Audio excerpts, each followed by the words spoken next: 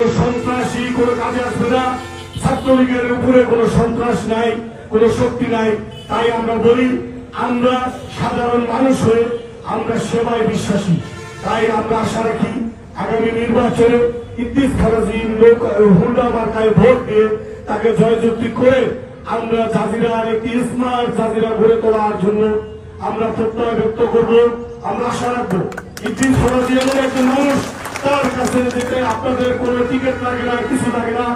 আপনারা নিজ নিজে গিয়ে তার সমস্যার সমাধান করতে পারবেন, তাকে কাছে পাবেন, তার কাছে যেতে কোনো বাধা লাগে না। তাই আমরা এমন কাউকে বাড়াবো না। আসলে নির্বাচন খুবই কাছে চলে আসছে। আমাদের মা বোনরা রয়েছে, মহিলা ভোটার রয়েছে, তাদের কাছে গিয়ে আমাদের ভোট চাইতে হবে। তাই আগামী নির্বাচনে, উপজেলা নির্বাচনে হুন্ডাকে বিজয় করতে লক্ষ্যে আমরা সকল দ্বিধাবোধ ভুলে গিয়ে হুন্ডার লক্ষ্যে কাজ করতে হবে। মাঠে ময়দানে গিয়ে কাজ করতে হবে, বাড়ি বাড়ি গিয়ে কাজ করতে হবে। তাহলে আমরা একটি বিপুল ভোট পাবো।